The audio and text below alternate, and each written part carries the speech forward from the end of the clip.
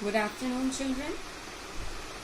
Again we are here with the chapter 18, Union Government, the Legislature, and we will continue this chapter. Today is lecture 2 of this chapter. So in my previous session we discussed about that there are 3 levels of government: central government, state government and local self-government. We also discussed about head of the state, head of the government, and then we came across the 3 organs of government: legislature, executive and judiciary. Legislature, where the laws are made; executive, those who execute the laws; and judiciary, the third organ, which is separated from the other 2 organs, working in an independent and impartial manner. Now today in this session we will continue where we will come across the lists. The union and state government have definite jurisdiction of making laws. So there are definite jurisdiction of legislative powers without any conflict or overlapping of function. That means the state government and the central government has been given definite jurisdiction under which they will make laws, or they will enjoy legislative powers of making laws, and one will not overlap the other, means one will not interfere in the other or enter in the other jurisdiction. So for that, our Indian framers, the framers of our Indian Constitution, provided 3 lists. How many lists? 3 lists. First is union list, second is state list, and the third is concurrent list. Now this list have been provided where the laws could be made according to these 3 lists. Union list, first of all we will come across the union list. So we are coming across the union list. Article 296 deals with 7th schedule of the Indian Constitution. In union list we have 97 subjects. How many subjects? 97 subjects. But now at present we have 100. But at present we have 100. Don't get confused, children, because earlier, as in your book, it is 97 subjects, but at present there are 100 subjects, because time to time the powers are being increased and the laws are made according to that. But children, one thing I want to tell you, that if you are writing 97 subjects, you will write 97 subjects. Earlier it was having 97 subjects, but now at present there are 100 subjects. You have to write this, because many times the correction is done according to the book. So you have to mention 97 subjects, but in bracket you can write that at present it is having 100 subjects. Now, why this is having 100 subjects and the union list contains all the important departments. All the important subjects are being enshrined in union list. Why? Because central has exclusive power to make laws. Here who is making laws? Center is making laws. Center makes laws. So here center is having the exclusive power to make laws. Second thing is that union list signifies strong center as it has more subjects. So it signifies strong center. This union list signifies strong center which has more powers. The third one, it contains important subjects. It contains important subjects. Like, what are the important subjects? Like defense, foreign affairs, railways, banking, post office. These are all the important subjects. Next is all the matters that are of importance for the nation. For the nation or uniformity of legislation nationwide are all included in this union list. So all the matters of national importance. Whose importance? National importance, you can say. Means when we are thinking about the country, then who will make the laws on this? Union government. So these are all the subjects, 97 subjects. Who will make the laws under this union list? Union government, or you can say the national government working at the center will make laws, and this makes the union government more powerful. Why union government is more powerful? Because the center make laws here, and it also signifies that union list signifies that it is having a strong center which is having more subjects included in it. Obviously it has more subjects. Then all the important subjects are there included in this union list, which the union government will make laws. What are those important subjects? Like railways, defense, banking, etc. Then all the matters of national importance or to ensure uniformity of legislation nationwide, the union government will make laws on it. So if it is related to national importance, the union government will make laws on it. Then the fifth one, dominance of union list over state list is secured by the Constitution of India. That means the Indian Constitution, dominance of union list over state list. That means our Indian Constitution has given more powers to union government, and so the union list dominates over the state list. And if there is a conflict between two, obviously in most of the cases we will see that union government shows that it is more powerful.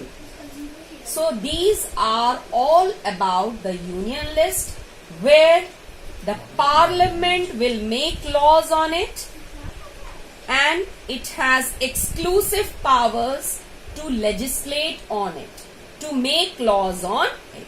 So here, who is been making the laws? Parliament. Parliament is legislating the laws. On what? On the subjects mentioned under union list. And how many subjects are included in it? Earlier it was having 97 subjects, but at present it is having 100 subjects. So this is all about the union list. So I hope so, children, that you have understood this union list. And here the parliament is more powerful, or you can say the parliament is having the exclusive power to make laws on it. And all the important departments, all the important subjects has been given to the parliament to make laws. That's why we can say that union government is more powerful. In my previous chapter, I told you that India is federal in form but unitary in nature. So this is also one of the reasons where we can prove that union government is more powerful than the state government, because these are the reasons by which we can say that union government is more powerful. State list. Now we come to the second list, that is state list. It is containing 66 subjects. But now it is having 61 subjects.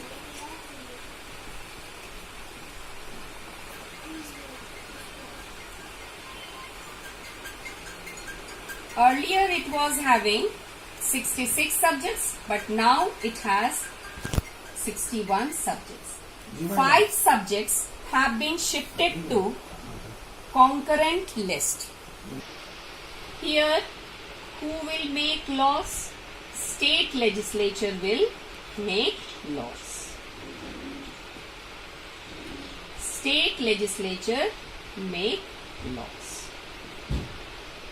Now, what are those subjects which has been included in it? Like public health, local government, police, state police are the subjects where the state legislature make laws. Now, I told you that 5 subjects have been shifted to concurrent list at present now. But again, I am telling you that you will write 66 subjects, and now it is having 61 subjects. This you have to write, because according to book you have to follow it. So here the state legislature will make laws, and the 5 subjects which have been shifted to concurrent list are education, then forests, then protection of wild animals,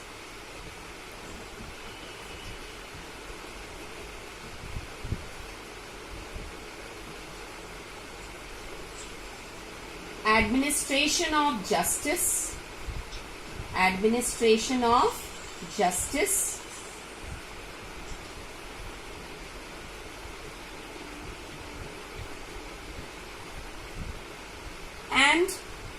organization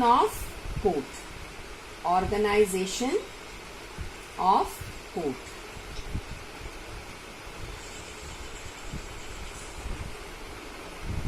This you don't have to make a note on it. I am just giving you latest update about this. That under this state list, there earlier it was having 66 subjects, but at present there are 61 subjects. This 5 subjects which have been shifted to concurrent list, that is education, forest, then protection of wild animals and birds, different species you can say, then administration of justice and organization of courts except Supreme Court and High Court. So this you don't have to make the notes, but you should know about this. I am giving you the current updates on it. So these are the 5 subjects which have been shifted to concurrent list. So here who will make the laws? State legislature. But in certain circumstances, if there will be a clash of decision between parliament and state legislature, then the laws which will be made by the parliament that will prevail. So here, state legislature has the power to make laws, but in certain circumstances, the parliament can also make law. And if there will be a clash of decision between them two, between the two legislatures, that is state legislature and the parliament, then there the laws made by the parliament will prevail. So again here is the point where we can say that union government is more powerful than the state government. There have been a definite jurisdiction of powers, legislative powers between union and state government. But there are some circumstances, or you can say some situations arises where it is been proved that central government is more powerful. So here state legislature will make laws, but if in any some certain circumstances the parliament, who is having the exclusive power to make laws on union list, if the parliament make laws on state list, then ultimately the laws made by the parliament will prevail here. So this is all about the state list. Now we come to concurrent list, where it has how many subjects? 52 subjects. Earlier it was having 47 subjects earlier, but now it is having 52 subjects. As I told you that these 5 subjects have been shifted to, these 5 subjects has been shifted to concurrent list. So here in this concurrent list, at present it is having 52 subjects. These 5 subjects which has been shifted from state list to concurrent list. In this concurrent list, both parliament and state legislature both can make laws. Both can make laws. Parliament as well as state legislature can make laws on the subjects mentioned in concurrent list. Now what are those subjects mentioned in concurrent list? Like marriage, divorce, transfer of property, land, medicine, or any steps for the labor welfare. These are all subjects mentioned in concurrent list. So here parliament and state legislature both can make laws. But again, if there is a clash of decision between these two, then again in that situation the laws made by the parliament will prevail. So again it shows that central is more powerful than the state government. Now apart from this union, state and concurrent list, we have also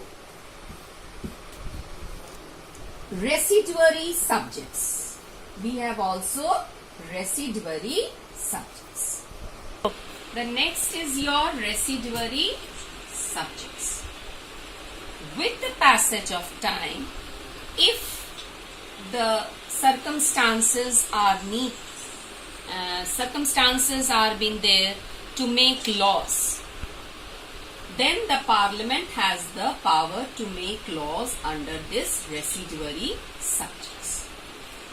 Now this residuary subject is not enumerated in the 3 lists. What are those 3 lists? Union government, state, that is union list, state list and concurrent list. So residuary subjects, the subjects which are included in this residuary subjects that are not mentioned in union list, state list and concurrent list. And here who will make the laws? Parliament. Parliament will make the laws. So with the passage of time, if there is a need to make laws, then the Parliament can make laws. And what are those subjects? That is your e-commerce,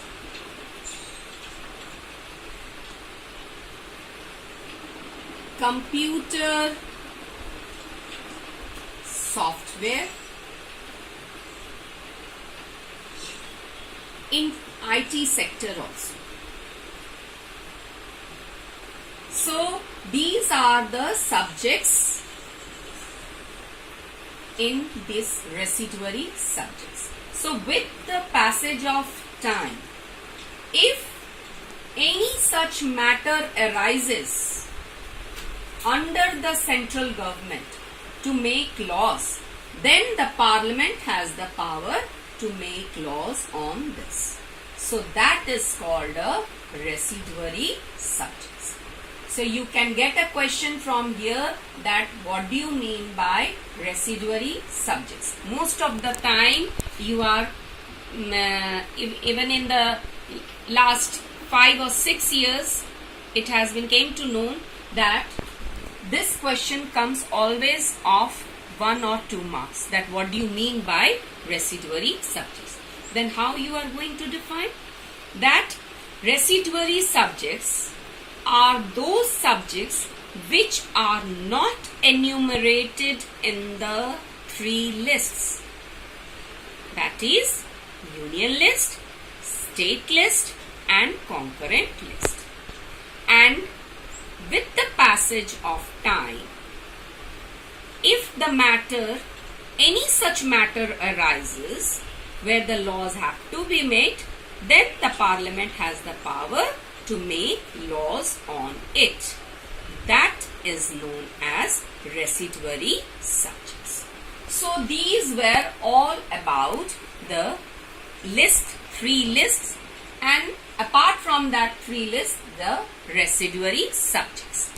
So we came to know, after studying all these 3 lists and also the residuary subjects, we came to know that union government is more powerful than state government. There are different jurisdiction of making laws or legislating laws. And in the Indian Constitution, every government has been given the subjects to make laws. But after studying all that, we came to know that in most of the cases, central government is more powerful than the state government. That's why it is called federal in form but unitary in nature. So this is all about the 3 lists. Children, today I am giving you an assignment.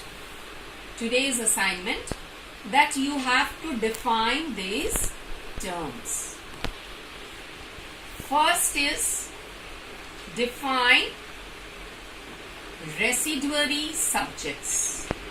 Define residuary subjects. And second, differentiate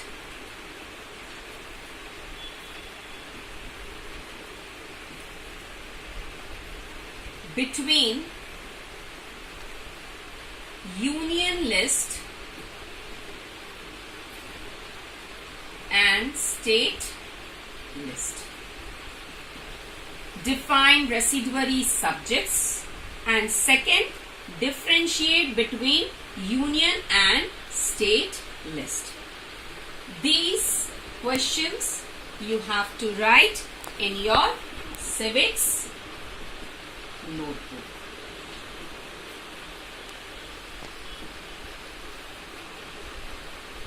So this is your assignment which you have to do it in your civics notebook. Thank you.